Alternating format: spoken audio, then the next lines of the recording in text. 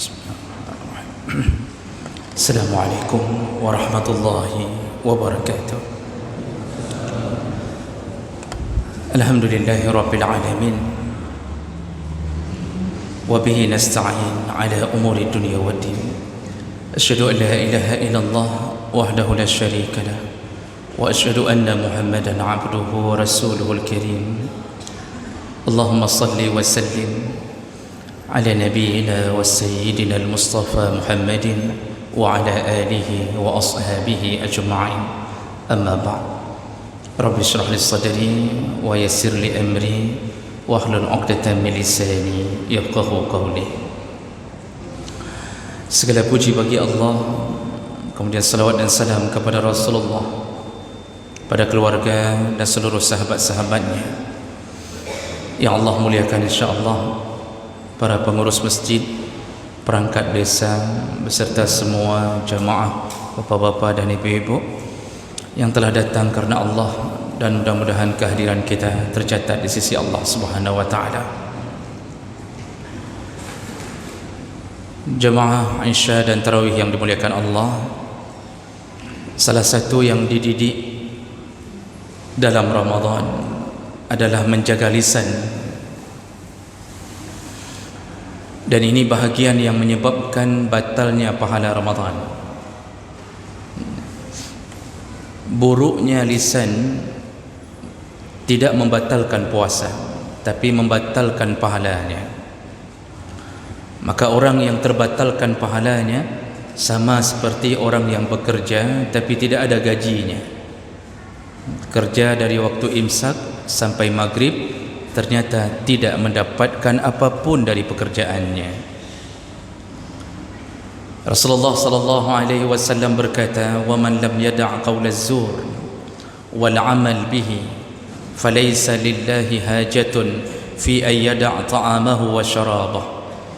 Barang siapa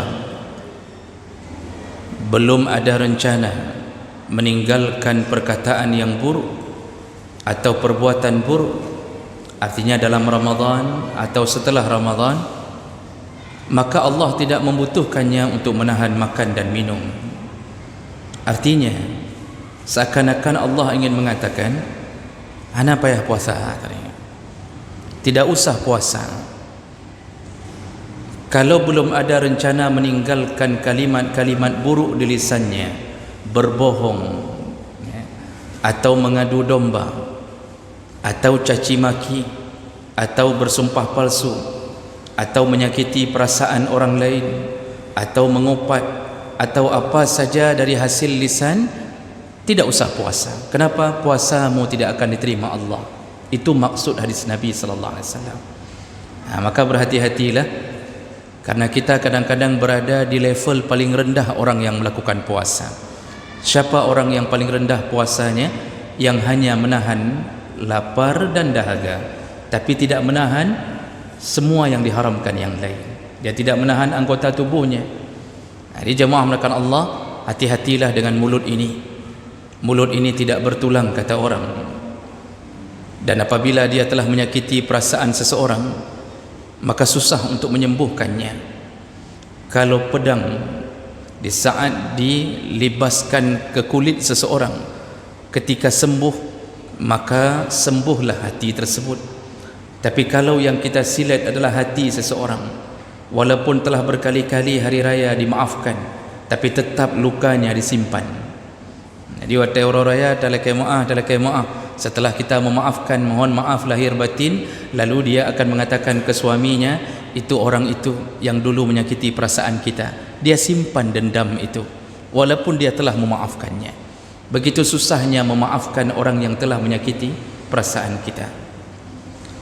Maka berhati-hatilah menggunakan lidah.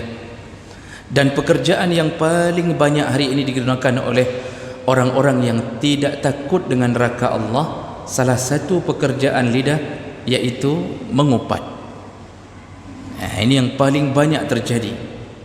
Orang bisa mengupat di kantornya walaupun sedang Ramadan. Orang bisa mengupat dalam arisannya. Jadi di ibu-ibu kadang-kadang kepegat arisan, rencana mau ngundang Tengku Ustaz untuk beri tausiah. Sebelum datang tengku atau ustaz tersebut, kadang-kadang ada yang model arisan ngupat dulu. Yang lebih parah yang diupat tengku-tengku kena upat. Tengkunya cukup trip rata-rata meno medih. Itu model begitu. Bisa di mana saja. Di pasar kita bisa mengupat, bahkan di musalla, di masjid pun orang bisa mengupat. Ada yang mengupat imam tarawihnya. Ini imam ini terlalu lama aja kebut leh, pada pakai leh.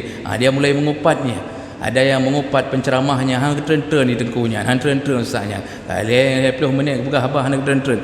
Dia upat, subhanallah, di mana saja orang akan melakukan ini. Bapak Ibu yang dimuliakan Allah, berhati-hatilah dengan penyakit ini.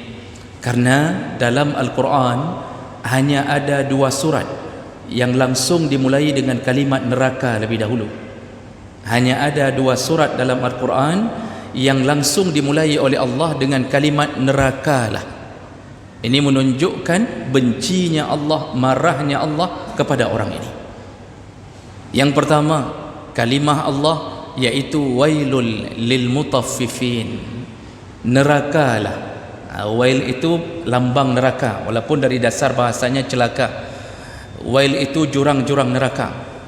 Nerakalah kata Allah kepada siapa? Al-mutaffifin, yang mengurangi timbangan mereka. Ini urusannya apa? Menzalimi orang yang dizalimi hartanya.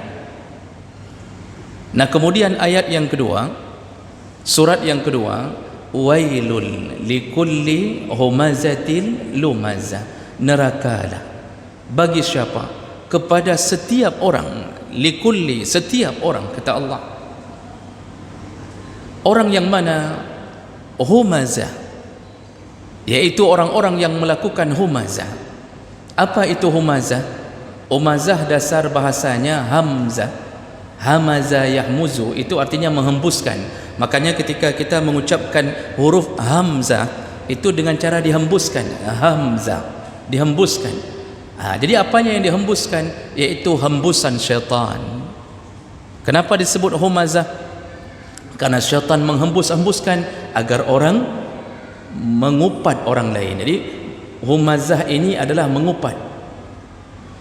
Nerakalah kata Allah bagi semua orang yang ahli ngupat.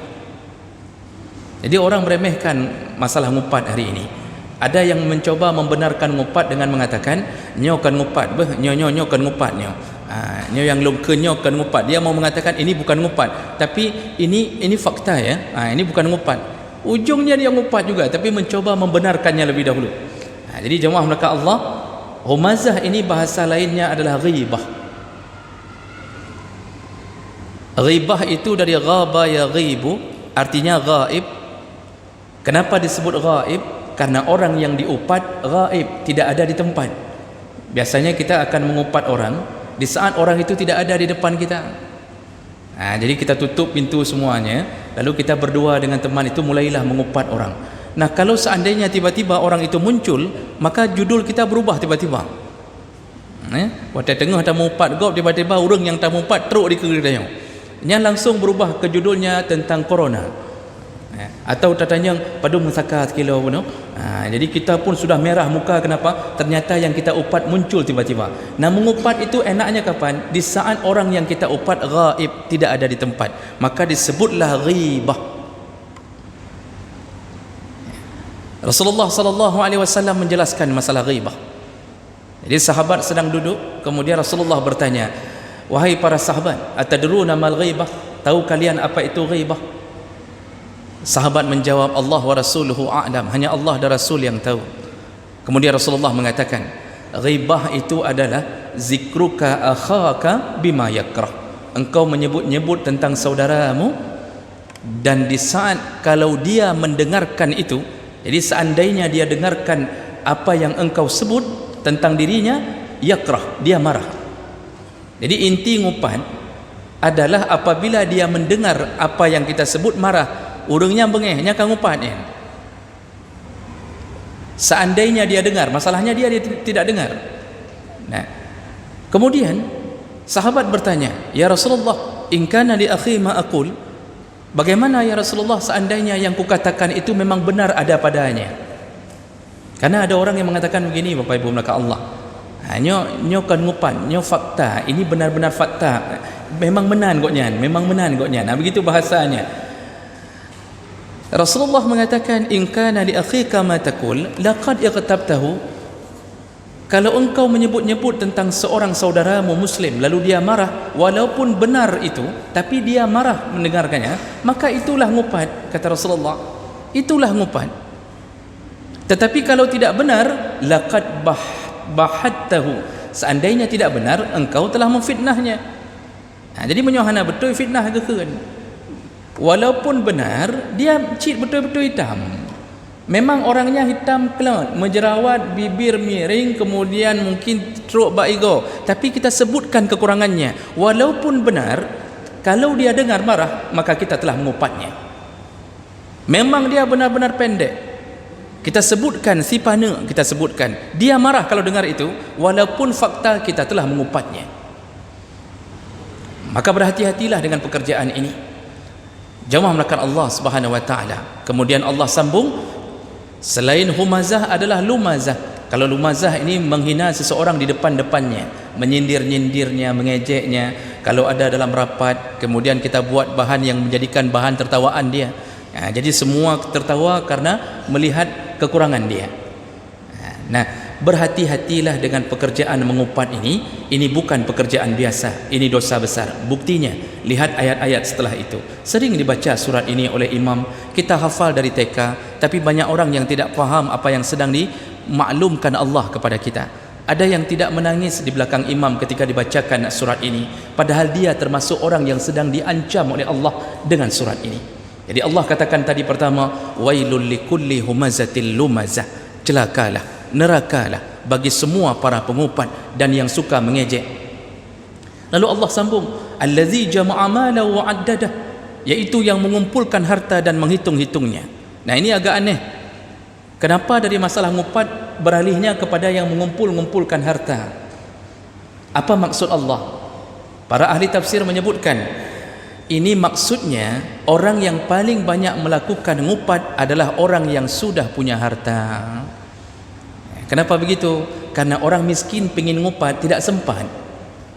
Di Urang Gasin pengin ngupat, tapi tidak sempat. Kenapa? Keluar pagi mengutip bekasan botol bekas, kemudian pergi lagi dayung becak, kemudian jualan siomay. Mau ngupat tidak sempat. Yang paling banyak waktu ngupat siapa? Yang sudah ditetapkan gaji per bulan. Ditambah gaji 13, 14, 15 nya nanti THR mesti mandum tambahnya. Kalau begitu gaji sudah tahu keluar setiap tanggal 1, maka setiap sore apa yang dilakukan? Duk nasabah balai menulis balai ngupat, ahinan dang preh gaji debit. Nah, orang begitu sudah aman, sudah kaya, maka dia akan melakukan pekerjaan ini.